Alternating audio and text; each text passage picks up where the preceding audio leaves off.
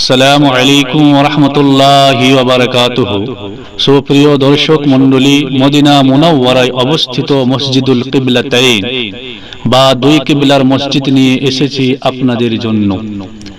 পৃথিবীর বুকে এই একটি মাত্র মসজিদ রয়েছে যাতে উত্তর ও দক্ষিণ উভয় দিকে নবীজি সাল্লাল্লাহু তাআলা আলাইহি ওয়াসাল্লাম নামাজ আদায় করেছিলেন মহান আল্লাহ পাকের নির্দেশে। নবীজি সাল্লাল্লাহু তাআলা আলাইহি ওয়াসাল্লাম নামাজের মাঝে এইভাবে দিক পরিবর্তন করেছিলেন। আজ আপনাদের শোনাবো কিবলা পরিবর্তনের সেই ঐতিহাসিক ঘটনা। কিবলাতাইন মসজিদ মানে দুই কিবলার মসজিদ। মসজিদটি মদিনা শরীফের পশ্চিম প্রান্তে খালিদ বিন ওয়ালিদ সড়কে অবস্থিত। মসজিদে কিবলাতাইন ইতিহাসের এক ঐতিহাসিক ঘটনার সাক্ষী। এই মসজিদে নামাজ আদায়ের সময় কিবলা বদলের আদেশ দেওয়া হয়। নামাজ পড়তে দাঁড়িয়ে ওহী পাওয়ার পর নবী করিম সাল্লাল্লাহু তাআলা আলাইহি ওয়াসাল্লাম মসজিদে আকসার দিক থেকে মুখ ঘুরিয়ে নামাজের মাঝখানে মক্কামুখী হয়ে নামাজের বাকিটুকু সম্পূর্ণ করেন। এই জন্য এই মসজিদের নাম মসজিদুল কিবলাতাইন, অর্থাৎ দুই কিবলার মসজিদ। বর্তমানে মসজিদের ভিতরে মূল অংশ অক্ষত রেখে চারদিকে দালান করে মসজিদটি বাড়ানো হয়েছে।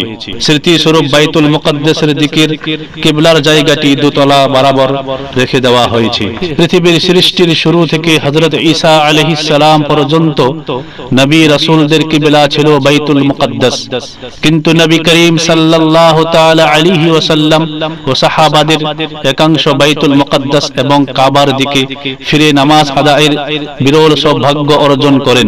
ইসলামের সূচনা লগ্ন থেকে মদিনায় হিজরতের প্রায় 16 মাস পর্যন্ত বাইতুল মুকাদ্দাসের দিকে মুখ করে নামাজ আদায় করেন।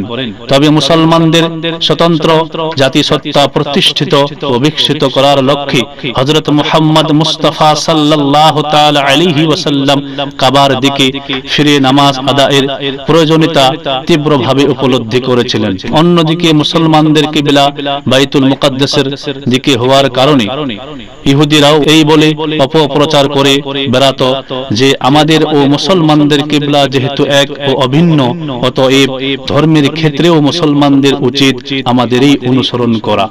এসব কারণে হযরত রাসূলুল্লাহ সাল্লাল্লাহু তাআলা আলাইহি ওয়াসাল্লাম এর হৃদয়ে গুপ্ত বাসনা ছিল, কাবা যদি মুসলমানদের কিবলা হতো। এই বাসনা তীব্রতার হলে নবী করিম সাল্লাল্লাহু তাআলা আলাইহি ওয়াসাল্লাম আকাশের দিকে বারবার তাকাতেন। ওহীর মাধ্যমে এর অনুমোদনের প্রত্যাশায় হিজরি দ্বিতীয় সনের শাবান মাসে বা রজব মাসের মাঝামাঝি সময়ে হযরত মুহাম্মদ মুস্তাফা সাল্লাল্লাহু তাআলা আলাইহি ওয়াসাল্লাম ও বেশ কয়েকজন সাহাবী নিয়ে হযরত বিশর ইবনে বারা রাদিয়াল্লাহু তাআলা আনহুর দাওয়াতে যোগ দিতে বনু সালামায় পৌঁছে জোহরের নামাজ আদায়ের জন্য মসজিদে তাশরিফ নেন।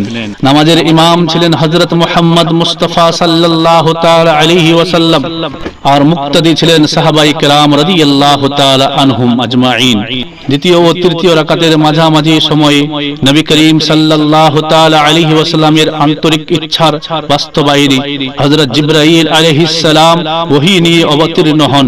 ওহীতে বলা হয়, হে মুহাম্মদ, আপনি নিজের মুখ মসজিদের হারামের দিকে ফিরান এবং মুসলমানগণ তোমরা যেখানেই থাকো সেদিকেই নিজেদের মুখ ফিরাবে। আল্লাহর নির্দেশ হযরত রাসূলুল্লাহ সাল্লাল্লাহু তাআলা আলাইহি ওয়াসাল্লাম ও সাহাবায়ে কেরাম রাদিয়াল্লাহু তাআলা আনহুম আজমাইন 4 রাকাত বিশিষ্ট নামাজের 2 রাকাত কাবা শরীফের দিকে ফিরে আদায় করেছিলেন। বিধায় এই মসজিদ ইসলামের ইতিহাসে মসজিদে কিবলাতাইন বা দুই কিবলা বিশিষ্ট মসজিদ নামে সুপরিচিত। আসসালামু আলাইকুম ওয়া রাহমাতুল্লাহি ওয়া বারাকাতুহু।